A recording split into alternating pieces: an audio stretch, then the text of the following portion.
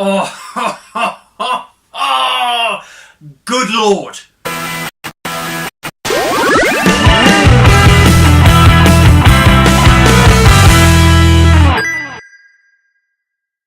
Hi guys, welcome to Beard's Eye View, and this is going to be my spoiler review for Season 8, Episode 3 of Game of Thrones. Yep, spoilers all the way through, make sure you checked out the episode first, spoilers all the way through this video guys. Before we begin as well, I've got another episode as well, click the link above my head to see the episode beforehand. Don't forget to give me a thumbs up, also comment if you can. Make sure you subscribe and also ring the bell to be notified any other time I do a video. I do Game of Thrones videos, it's mainly on a Tuesday, if not it'll be on a Wednesday, it's normally 6 to 7 o'clock PM British Standard Time, so make sure you keep a lookout for them. Oh my god guys, I mean, we had 2 episodes of build up to this fight and god damn was it a fucking amazing piece of TV episode. It was, oh god, it was the most tense I've ever been in my life. I just didn't know what to do, where to look and what to think.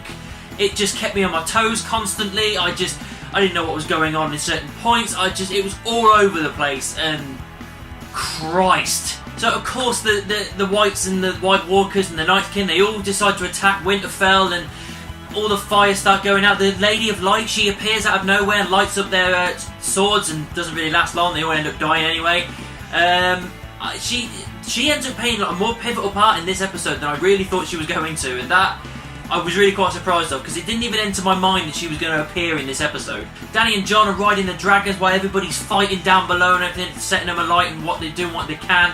And then this massive fog just comes in and just takes the dragons out of action. They can't see what they're doing, they can't light the fires, they can't do anything. And again, that's not something I thought that would happen. I didn't even think about how they would stop the dragons from doing what they're there to do. One thing about this episode is just, like I said, how tense it was and how much it kept me on my toes, because at least, I don't know, 12, maybe 15 times or more in this episode alone, I thought a character was going to die, and that's how great Game of Thrones is. It makes you believe these characters are vulnerable enough to be killed. And they're just being overwhelmed by the Whites so much, just constantly, just overwhelmed by these dead people. And yeah, they're easy to kill, but there's such an abundance of them that as soon as you kill one, there's 3 more on top of you.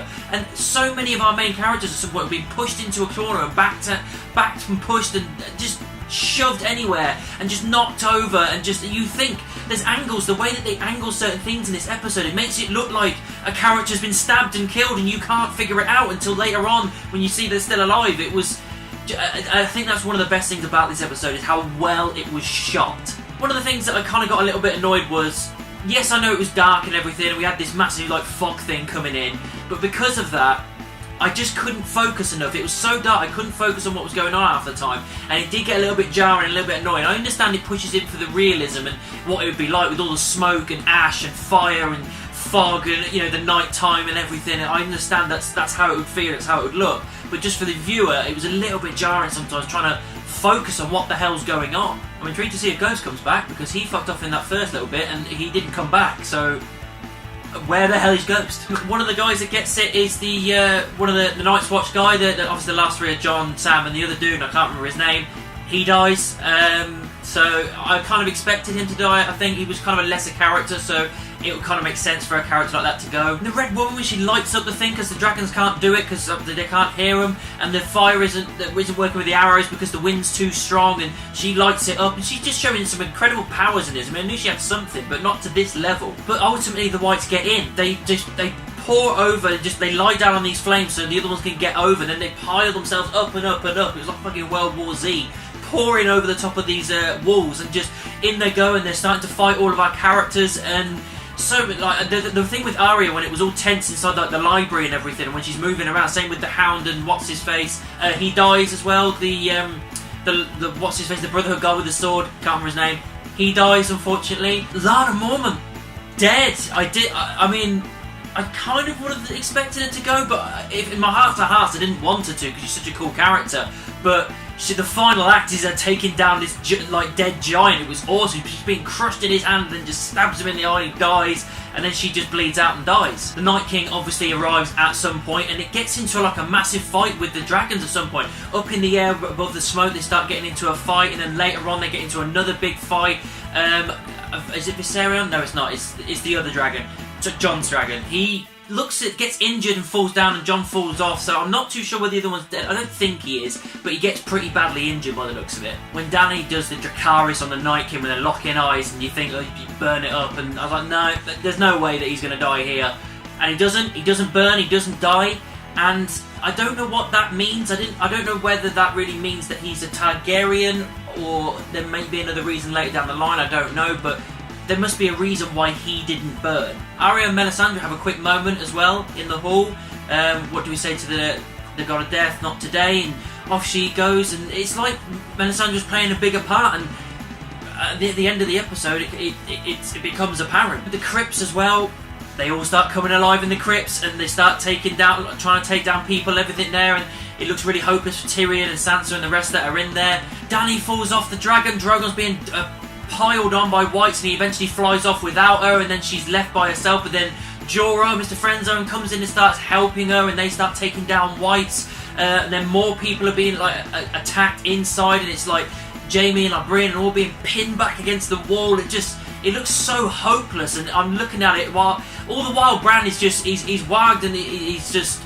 I don't know whether this is him that's going to save the day. I'm thinking it's the only option we've got. I don't know how they're going to get out of this. And you've got Jon running for Bran and going, ducking and diving in and out of whites and everything. Then he's starting to get out of the way of the dragon that's spinning around in the courtyard. Another thing that was epic as well, and very, very moving, was the music. It was great music anyway, but the bit I'm specifically on about is all of these things happening all at the same time, where they're slowly but surely getting to Bran. And just this kind of piano playing over the top, but it's so hopeless, and everybody's kind of expected, like, this is it, we're going to die kind of thing, and it looks like that every single time. And I just think the music they did there, building over it as Jon's running through and everybody's being bombarded by these whites, I think that was a really good piece of music, and it built the tension so well. Your final moments, just the kind of climax of this episode. The Night King and his followers, they get to Bran, he's there, everyone else is down, and it's just Theon left. And as I suspected, he was one of the ones I marked up to be killed, and he did die. He basically, like Bran was just saying, thank you very much, you're a good man, and he charged at the Night King. Night King stabbed him. Good night. Theon is unfortunately gone. And as they're fighting off these whites and everything, Jorah Mormont, again another person I thought was going to die, did unfortunately get killed. He's stabbed quite a few times, and they're closing in around him just as the Night King's getting towards Bran. They're outside, and he unfortunately gets stabbed while protecting Dany. Now honestly, I couldn't even think of how this was going to end, with the Night King so close to Bran that he can touch him, that they're staring at each other, and it's like Bran's just kind of accepting that this is happening. I could not have foresaw what was going to happen next, which was Arya just coming out of nowhere, grabbed by the neck, stopped, and she's like, as she drops the dragon glass, she catches it in her hand, stabs him in the chest. Good night, he's dead, and then all the other ones fall away and die. And that's it. They've killed the Night King, they've killed all the dead, they've killed the White Walkers. Arya was the one to do it. And that just blew my mind of how they were able to construct that, because I wouldn't have even thought of that in my wildest dreams. I would have always gone with someone like Jon or Dany or something along those lines to be the one to do it. And Arya just coming in like an absolute badass she is, and killing the Night King. And the final bit is Melisandre walking out as the dawn is breaking, and she just takes off her clothes, she takes off her necklace, and then just walks out, becomes this old woman, she withers, she falls, she dies, and Melisandre's gone as well. And it shows that she was there for a purpose. This was her, the Lord of Light, this was her purpose, to be there, to do this, to help them, to get this done. And that was her entire reason for being, and she's gone. Guys, overall, this was a hell of an episode. It really kept you on your toes. It was tense, it was dramatic, it was bloodshed, it was all kinds of epic. And yeah, although some characters went that I expected, it was still emotional as hell when it happened.